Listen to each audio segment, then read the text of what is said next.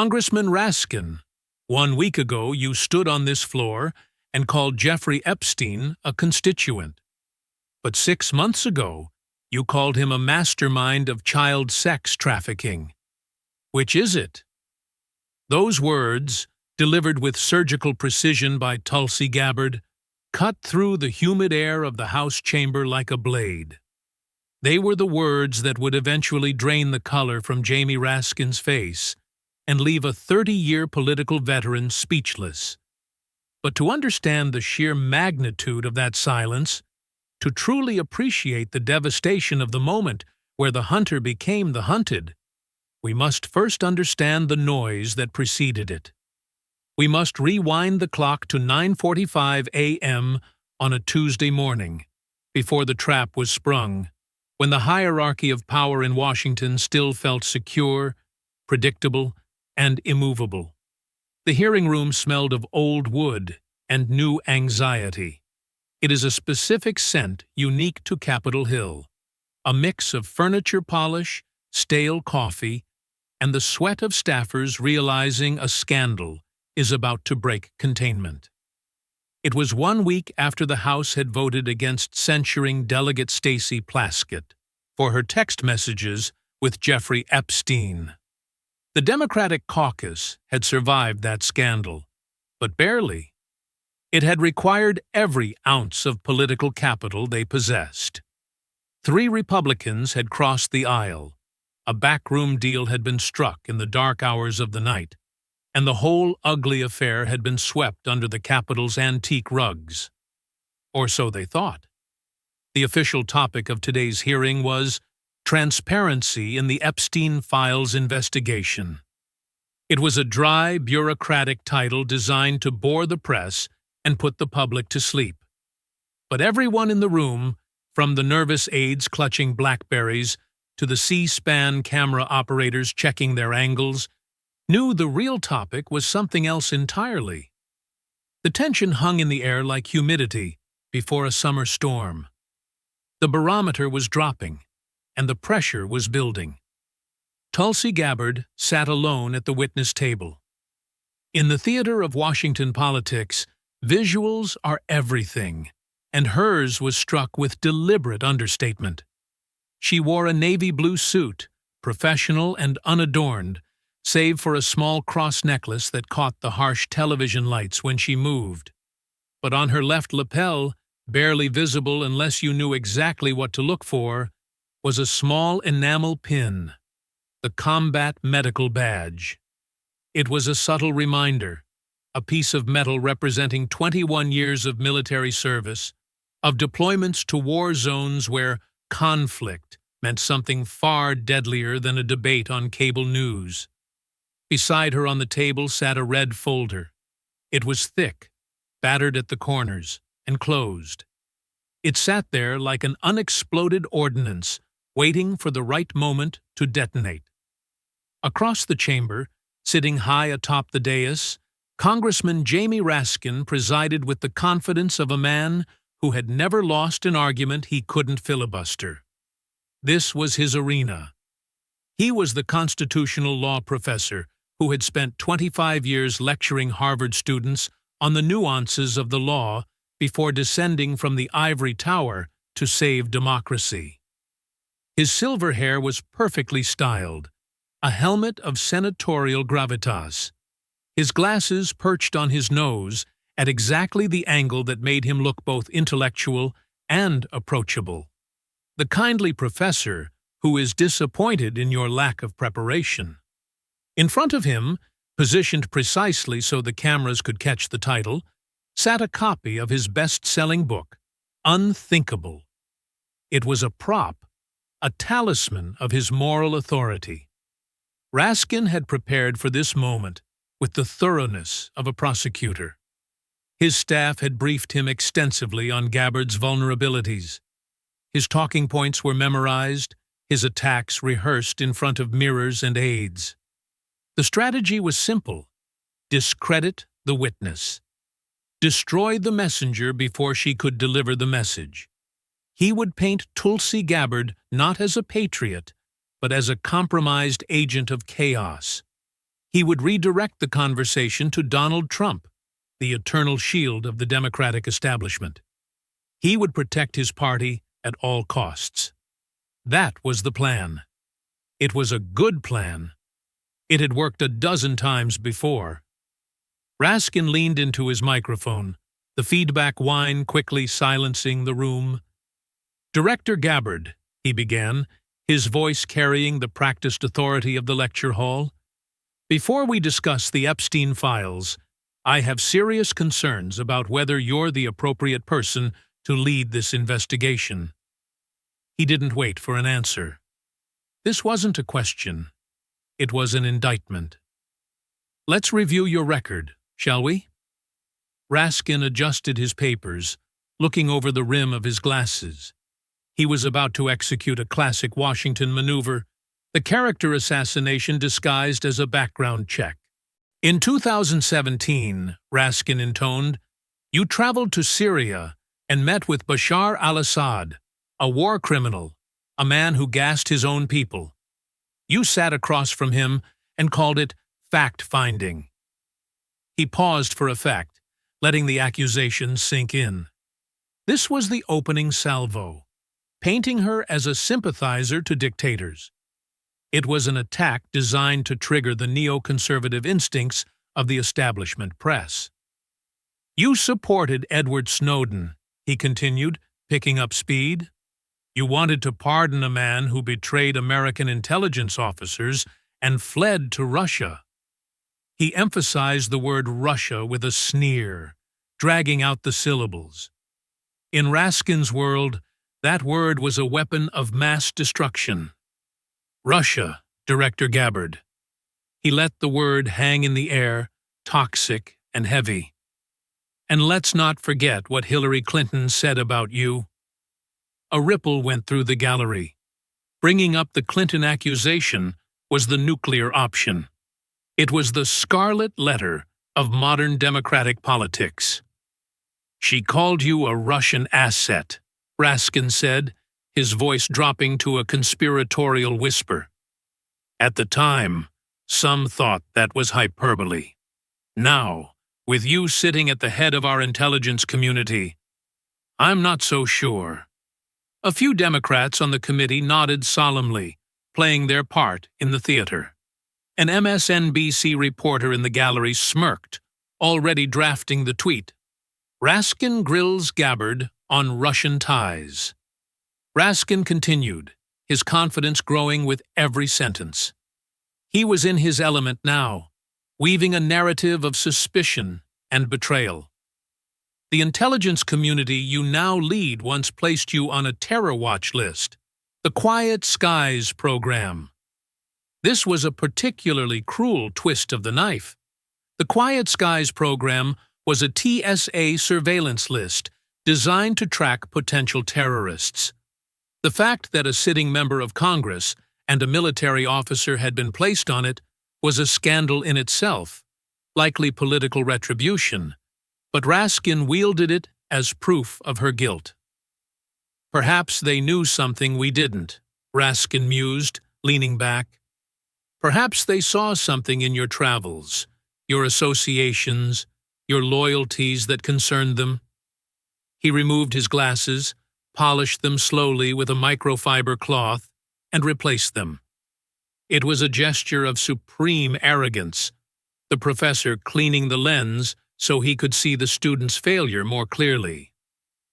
"So I ask you, Director Gabbard," Raskin said, delivering the coup de grace, "how can the American people trust you to fairly investigate connections to Jeffrey Epstein when your own loyalties are so questionable?" He leaned back, satisfied. The trap was set.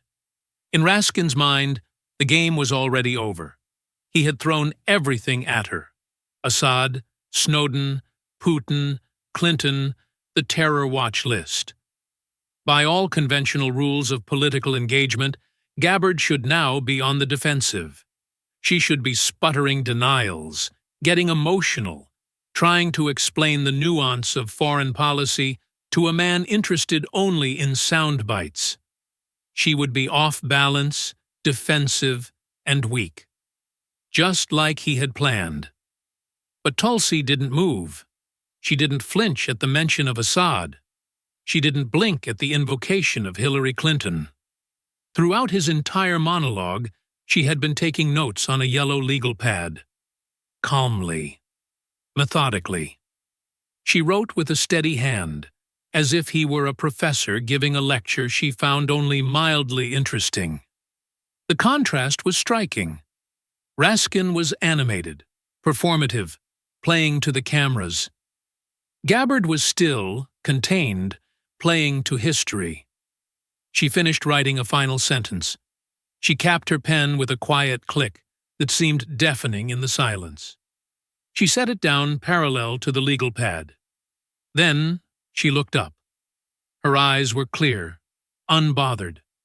There was no fear in them, no defensiveness, only the cold calculation of a combat medic who has triaged the situation and realized the patient is already dead. He just doesn't know it yet.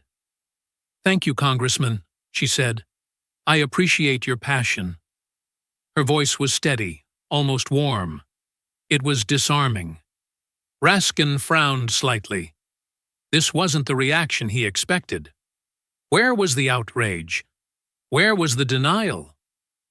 "But since you've raised the topic of trust and transparency," Tulsi continued, her hand moving slowly across the table, "let's discuss exactly that." Her hand rested on the red folder. Raskin didn't know it yet, but the context he had just provided, the attacks on her loyalty, the invocation of foreign agents, was about to boomerang back at him with the force of a freight train. He had opened the door to a discussion about questionable loyalties, and Tulsi Gabbard was about to walk right through it. "Let's start with what happened in this very chamber 1 week ago," she said. She opened the folder slowly. The sound of the heavy paper turning was a prelude to violence. "And let's start with your own words." Raskin leaned back, a smug smile playing on his lips. He had delivered the perfect Beltway attack, a cocktail of innuendo, half-truths, and the dreaded Russian asset label. In the normal physics of Washington, this is the moment where the witness implodes. They get angry.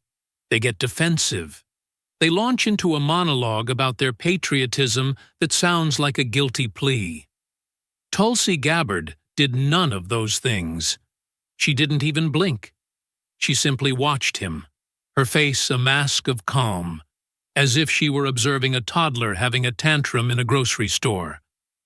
The silence that followed Raskin's question stretched out, becoming uncomfortable. The reporters in the gallery stopped typing, waiting for the explosion. It didn't come. "Thank you, Congressman," Tulsi said finally. Her voice was low, steady, and terrifyingly polite. "I appreciate your passion for loyalty." She reached out and placed her hand on the red folder. "But since you've raised the topic of trust," she continued, flipping the cover open, "and since you are so concerned with who we are investigating, let's discuss exactly that." She pulled out a sleek black tablet and set it on the witness table. "Mr. Chairman," she said, addressing the committee head without looking away from Raskin, "I would like to submit video evidence into the record. 2 clips, both featuring Congressman Raskin, both discussing the exact same person." The chairman, a bewildered Republican who hadn't expected this twist, nodded. "Proceed." The large screens mounted on the hearing room walls flickered to life. The room dimmed. Clip number 1 played. It was dated 6 months prior. Jamie Raskin stood on the floor of the House, his face flushed with righteous indignation. He was jabbing his finger into the air, his voice booming with moral clarity. "One thing is clear. We are dealing with a sophisticated and clandestine sex trafficking conspiracy. Jeffrey Epstein was a mastermind of abuse. He trafficked girls to powerful men who believe they are beyond the law. And the American people deserve to know the full extent of this relationship. We must expose everyone. Tulsi pressed a button. The video froze on Raskin's angry face. "Congressman," Tulsi said, her voice cutting through the darkened room, "in that clip, you called Jeffrey Epstein a mastermind of child sex trafficking. You called his operation a sophisticated conspiracy. Strong words." She let a beat pass. Accurate words. She pressed the button again. Clip number 2 played. The date stamp was from just 1 week ago. The setting was the same chamber, but the man was different. This Raskin was dismissive, almost bored. He was shrugging, his palms upturned in a gesture of helplessness. "They've arraigned a Democratic member for taking a phone call from her constituent, Jeffrey Epstein, in the middle of a hearing. And of course, I don't think there's any rule here against taking phone calls in a hearing. Where is the ethical transgression? I don't see it." The clip ended. The screens went black. The silence in the chamber was absolute. It was the kind of silence where you could hear the hum of the air conditioning and the rapid heartbeat of Raskin's chief of staff. "Mastermind of child sex trafficking," Tulsi repeated, measuring the words like doses of poison. She looked at Raskin. Or just a constituent taking a phone call. She leaned forward, her eyes locking onto his. "Which is it, Congressman?" Raskin shifted in his seat. The color had drained from his face, leaving him looking gray and old. His hand moved instinctively to his tie, adjusting a knot that was already perfect. He looked at the blank screen, then at Tulsi, then at the cameras. For the first time in his career, the man who had impeached a president had no script. "Director Gabbard," he stammered, his voice losing its professorial timbre. You're taking those clips out of context. The situations were entirely different. One was about—" "Were they?" Tulsi interrupted.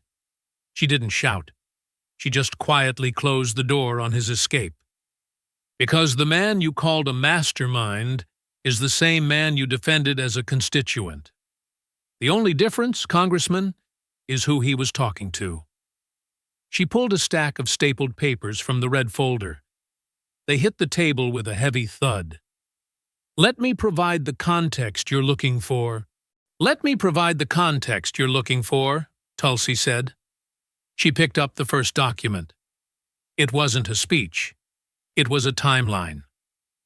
"February 27th, 2019, she began, reading the date like a verdict. "The House Oversight Committee is holding a hearing. Michael Cohen, President Trump's former attorney, is testifying. 4. It is one of the most high-profile hearings of the decade. The world is watching." She held up a printed photograph. It showed Delegate Stacey Plaskett sitting in the committee room, her phone in her hand, looking intense and focused. "Delegate Stacey Plaskett is in the room," Tulsi noted. "And so is Jeffrey Epstein." She paused. "Not physically, but digitally, in real time."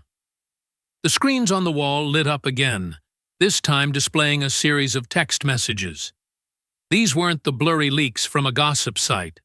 These were forensic extractions, time-stamped and verified. At 11:24 a.m., Tulsi read from the screen, Jeffrey Epstein texts Delegate Plaskett. Cohen brought up Rona, keeper of the secrets. Tulsi looked at the gallery. He was referring to Rona Graff, a longtime Trump assistant.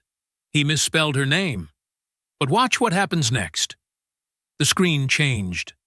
35 seconds later, Plaskett responds. "Rona? Quick, I'm up next. Is that an acronym?" A ripple of shock went through the room.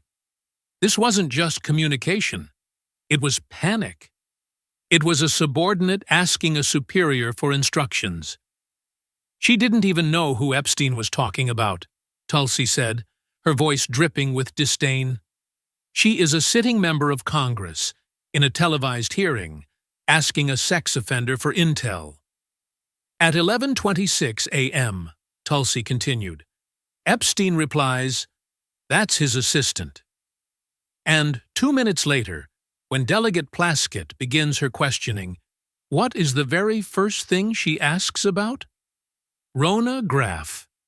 Tulsi set the paper down. But that isn't the worst part, Congressman. She held up a new graphic. It was a single text message, blown up to poster size.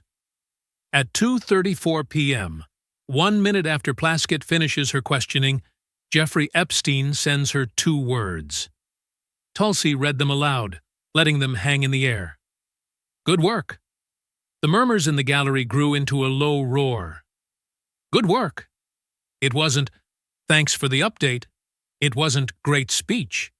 It was the kind of thing a boss says to an employee. It was the kind of thing a handler says to an asset. This wasn't a constituent offering general support, Tulsi said, turning back to Raskin. This was real-time coaching. Jeffrey Epstein was directing a member of the United States Congress during an official hearing. He was telling her what to ask. He was correcting her when she was confused. And he was praising her when she delivered. Raskin was motionless. His eyes were fixed on the words, "Good work," on the screen. And let's be clear about the timeline, Tulsi added. Jeffrey Epstein pleaded guilty to procuring a minor for prostitution in 2008.9. That is 11 years before these texts. He was a registered sex offender. 10 Delegate Plaskett knew exactly who she was talking to. Raskin's jaw tightened. He leaned forward, trying to regain control of the narrative. Director Gabbard, he interrupted, his voice tight. Delegate Plaskett has explained that she receives texts from many constituents during hearings. 11. She is a former prosecutor. She was gathering information to get to the truth. This was no different. No different? Tulsi asked. She reached back into the red folder. Let's talk about what else Delegate Plaskett received from her constituent. She pulled out a financial ledger. $30,000 in donations to the DCCC, she read. Maxed out contributions to her personal campaign. Multiple payments over multiple years. She held up an email printout. The wife of the former Virgin Islands governor told Epstein, and I quote, "We would have a friend in Stacy if he made those donations." And just last year, Tulsi continued, 6 Epstein survivors filed a lawsuit against Virgin Islands officials. Delegate Plaskett was named. 12. The accusation? That they helped and benefited from Epstein's sex trafficking enterprise. Tulsi closed the document and looked at Raskin with a mixture of pity and contempt. Congressman Raskin, you stood on this floor last week and called all of this a phone call from a constituent. You asked, where is the ethical transgression? She leaned forward, bracing her hands on the table. A member of Congress was coached by a convicted sex offender during an official hearing. 13. She was directed to ask specific questions to damage the President of the United States. She received tens of thousands of dollars from this same sex offender. She has been sued by his victims for allegedly benefiting from his crimes. Tulsi's voice dropped to a whisper. And you defended her. Raskin opened his mouth to speak, but Tulsi cut him off. But it gets worse, Congressman, she said, reaching for a piece of paper that looked different from the others. It wasn't a court document or a text log. It was handwritten on lined notebook paper.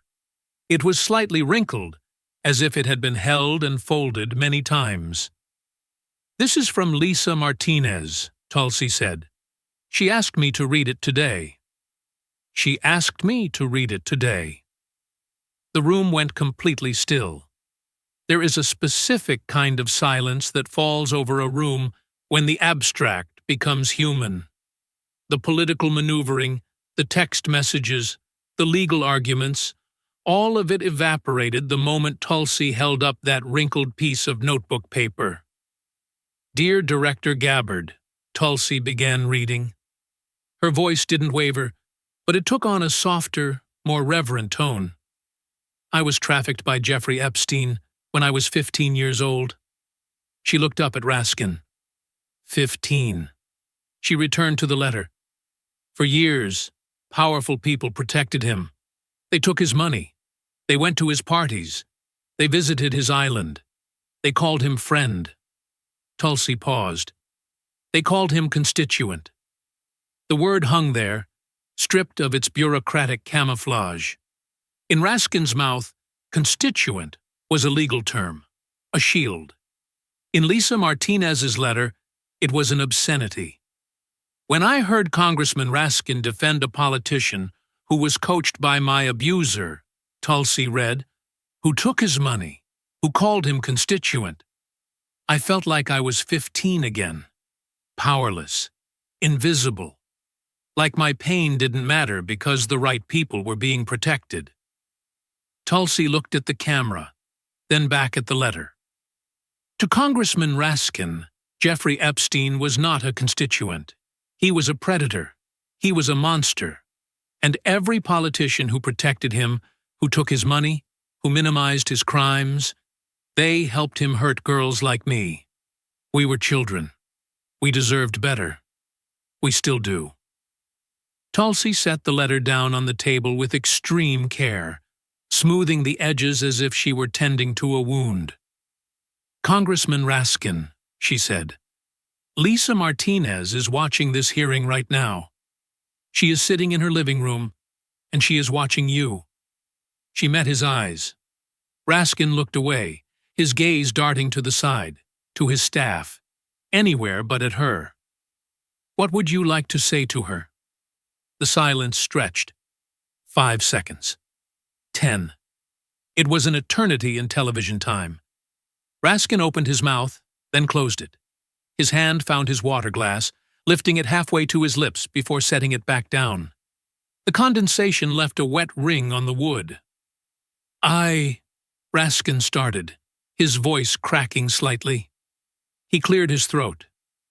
"The situations are different. President Trump's connections to Epstein are well documented and deserve investigation. We must be consistent." "I didn't ask about President Trump," Tulsi said. Her voice was soft, almost kind, which somehow made the rebuke sharper. "I asked what you would say to Lisa Martinez, a woman who was raped as a child by the man you called a constituent." Raskin said nothing. He stared at his notes, shuffling papers that suddenly seemed irrelevant. "That's what I thought," Tulsi said. She turned to a fresh page in her folder. The emotional temperature in the room had shifted from shock to anger. Raskin had failed the moral test. Now, Tulsi was going to dismantle the political machine that allowed him to fail. "Now," she said, her voice hardening again, "let's talk about who else your party has been protecting." She organized the papers in front of her. She was methodical, unhurried, like a surgeon preparing instruments before an operation. "Congressman Raskin, for the past several months, you and your colleagues have demanded transparency about President Trump's mentions in the Epstein files. You've accused Republicans of running a cover-up.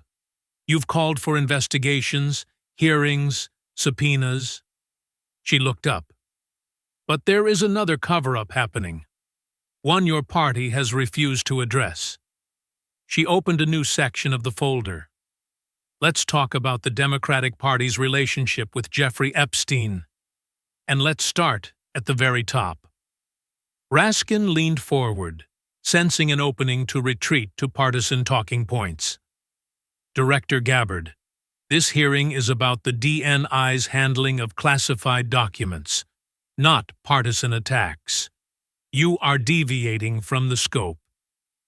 You made it partisan when you spent your opening statement attacking my credibility instead of asking about the investigation, Tulsi countered instantly.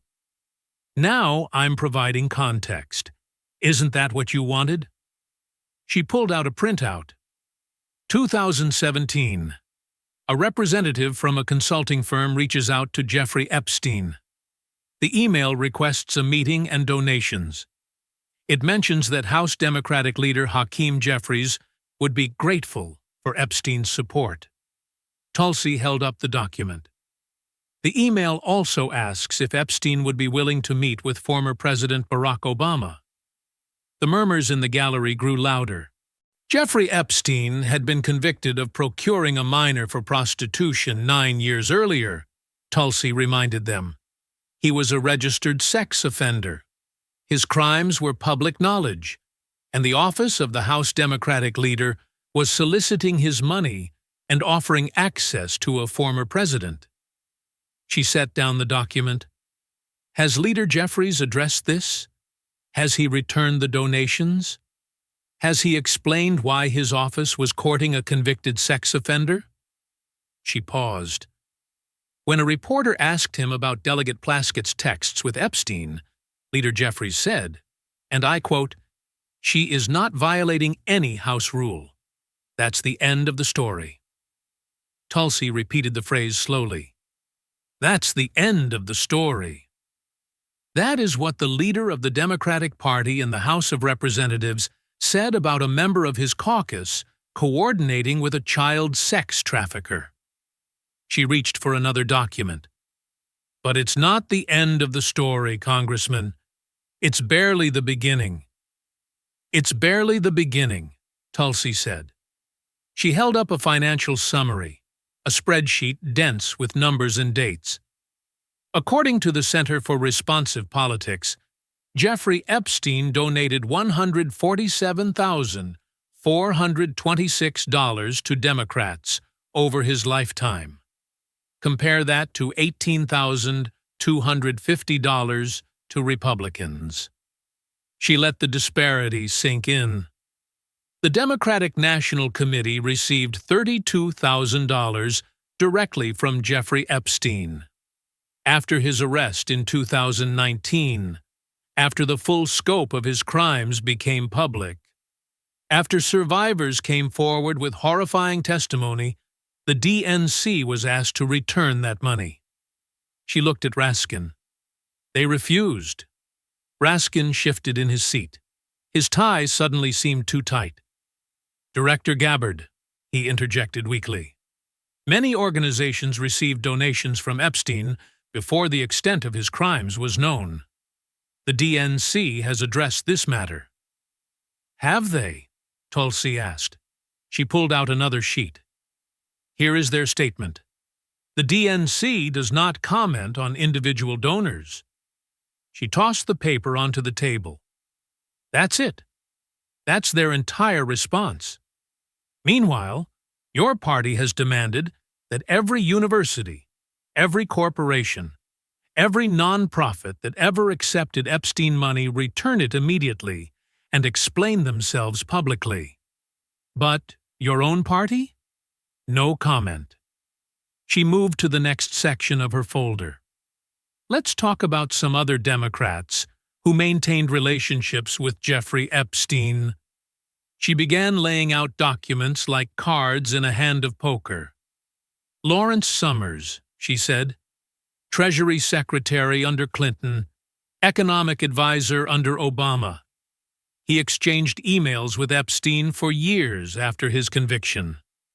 Just last month, Summers resigned from the board of OpenAI and stepped back from his teaching role at Harvard after the university announced a probe into his Epstein connections. Another document? Reid Hoffman, she continued, billionaire, Democrat mega-donor. He visited Epstein's island. He attended dinners with him. He planned to stay at his New York mansion. Hoffman has funded half of Silicon Valley's political operations. He's bankrolled countless anti-Trump efforts. She looked up. And he visited the island, Congressman. The island where children were trafficked and raped. Another document. Catherine Ruemmler, Tulsi said. White House counsel under President Obama. Currently chief legal officer at Goldman Sachs. She exchanged messages with Epstein before and during President Trump's first term. Tulsi read from the email. In one email, she wrote, quote, Trump is living proof of the adage that it is better to be lucky than smart. Tulsi lowered the paper. She was joking with a convicted sex offender about the President of the United States. Tulsi looked up from her documents. Summers, Hoffman, Ruemmler. These aren't peripheral figures, Congressman. These are the architects of Democratic policy, the funders of Democratic campaigns, the power brokers who shaped your party for decades. She stacked the documents neatly. They all knew what Epstein was. They all continued their relationships anyway. And your party has protected every single one of them while demanding investigations into everyone else. Raskin's voice had lost some of its earlier confidence.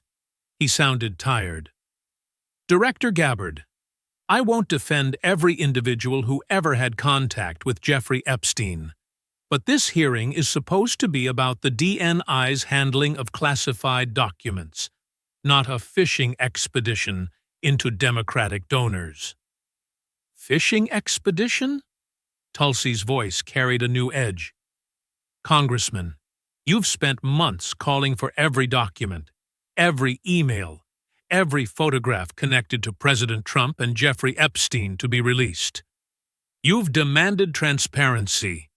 You've accused anyone who hesitated of participating in a cover-up. She leaned forward. I'm offering you transparency right now.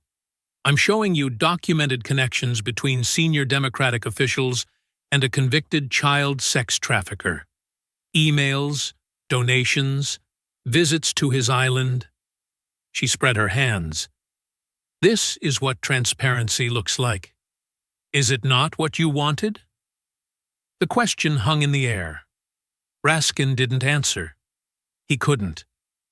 Tulsi reached for the final section of her folder. The stack of papers was smaller now, but it was personal. But we're not finished, Congressman, she said. We've talked about your party's connections to Epstein. Now, let's talk about yours, she paused. Your connections to accountability, or rather, your lack of it. The clock on the chamber wall showed 11:15.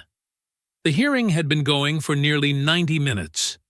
In that time, the energy in the room had transformed completely. What had started as a routine questioning session had become something unprecedented. Jamie Raskin sat behind the dais like a man watching his house burn. His earlier confidence had evaporated. His prepared talking points lay unused in front of him. His staff kept passing him notes that he ignored. Tulsi Gabbard sat at the witness table with the same calm she had maintained from the beginning. Her red folder was nearly empty now, but the most devastating documents were still to come. Congressman Raskin, her voice was quieter now, almost conversational.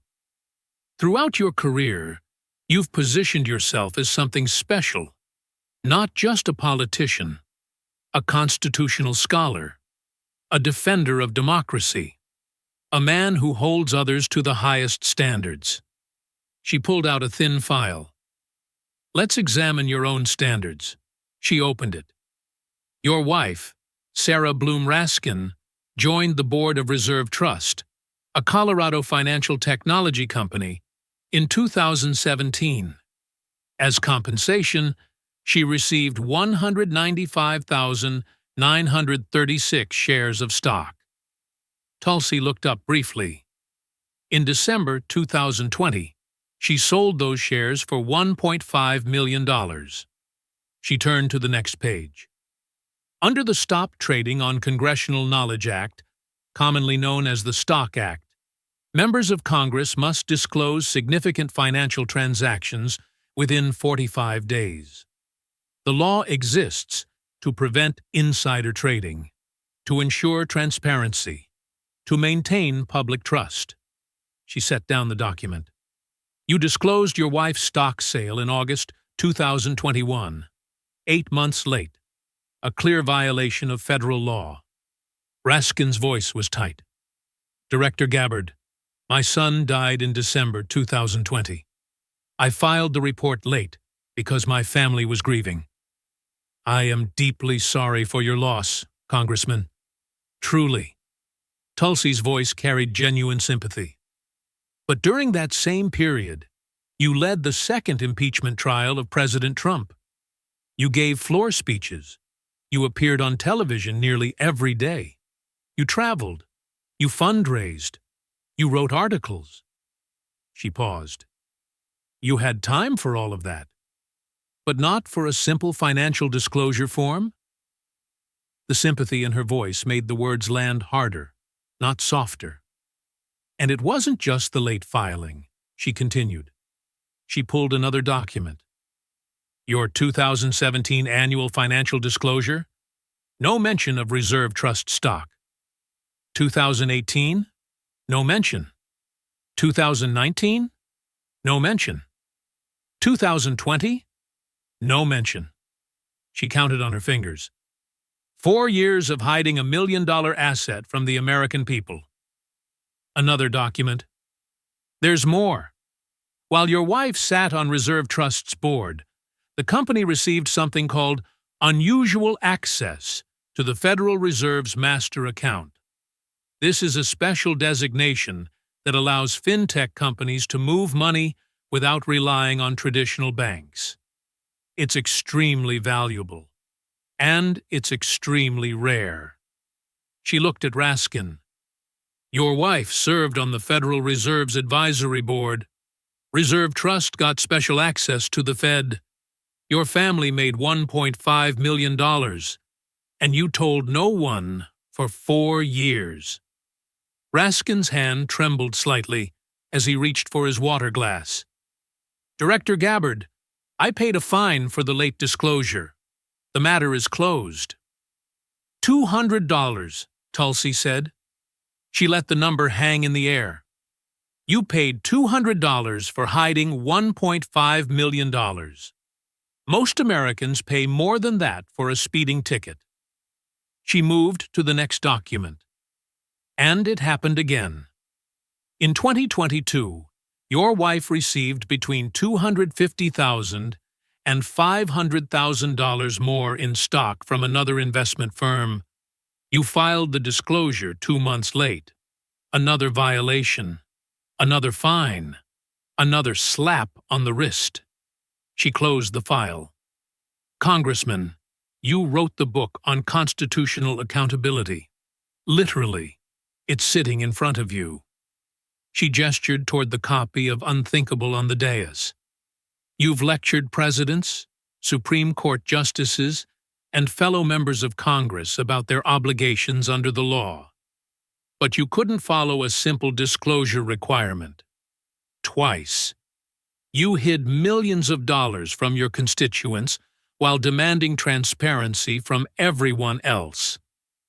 She reached for one final document. But the financial hypocrisy isn't even the most troubling part. She held up what appeared to be congressional records. January 6, 2017. Your very first act as a newly sworn member of Congress.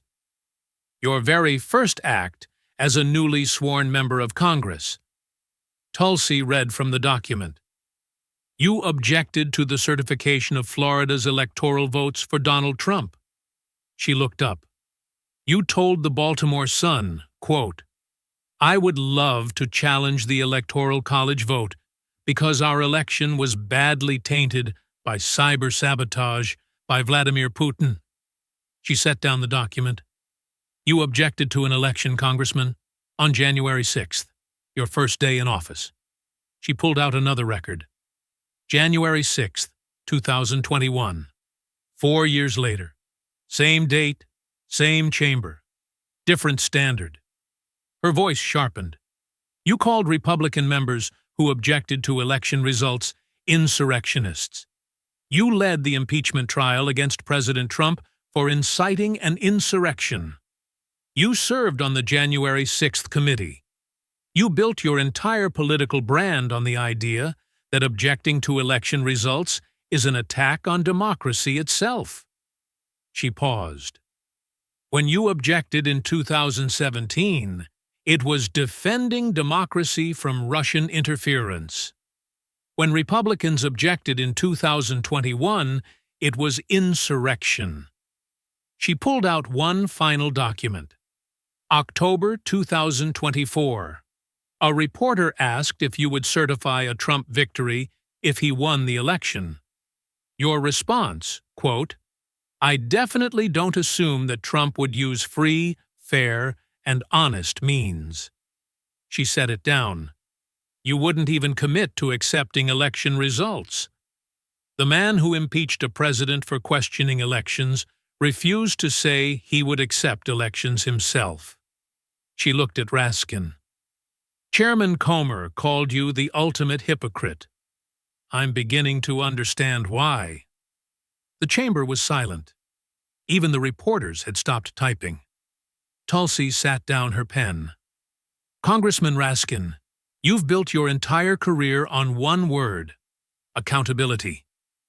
You've demanded it from presidents, from corporations, from your political opponents, from everyone. She closed her folder. Everyone except yourself, and everyone except your party. She stood. So, here's my question. The same question Lisa Martinez deserves an answer to. The same question every American watching deserves an answer to. She looked directly at him. When will you be held accountable? For defending a colleague who coordinated with a child sex trafficker? For hiding $1.5 million from your constituents? For objecting to elections while prosecuting others for the same thing? When, Congressman? The silence stretched. 10 seconds. 20. Raskin's mouth opened. Nothing came out. That's what I thought. The committee chairman cleared his throat. Congressman Raskin, do you wish to respond to Director Gabbard's statements? The question echoed in the silent chamber. Every eye turned to Raskin. He sat behind the dais, like a man who had just received devastating news and hadn't yet processed it. His silver hair, so perfectly styled at the beginning of the hearing, was slightly disheveled now. His hand rested on his copy of Unthinkable, but he seemed to have forgotten it was there. His lips moved. For a moment, it seemed like he might actually mount a defense. 25 years of Harvard training? 30 years of political combat? Surely he had something. His voice was barely audible. I have nothing further at this time. He didn't wait for the chairman to respond. He gathered his papers with trembling hands, shoving them haphazardly into his briefcase. He stood. He didn't look at anyone. He walked out of the chamber. His book remained on the table. Unthinkable. And no one picked it up. Tulsi remained at the witness table as the chamber erupted into chaos around her. Reporters shouted questions. Staffers rushed to confer with their bosses. Camera flashes popped like small explosions. She didn't acknowledge any of it. Mr. Chairman? Her voice cut through the noise. The room gradually quieted. I'd like to make a brief closing statement, if I may. The chairman nodded. Tulsi stood. She didn't use notes. I didn't come here today to destroy Congressman Raskin. I came here to speak truth. Her voice was steady, measured. The voice of someone who had spent 21 years learning how to stay calm under fire. For too long, Washington has operated on a simple principle. Rules for thee, not for me. Politicians lecture us about transparency while hiding million-dollar stock deals. They demand accountability while protecting their own. They call Jeffrey Epstein a mastermind when it hurts their opponents, and a constituent when it hurts their friends. She paused. The American people see through it now. She looked toward the gallery, where the cameras were still recording. To every survivor of Jeffrey Epstein who is watching, I see you. Your pain matters.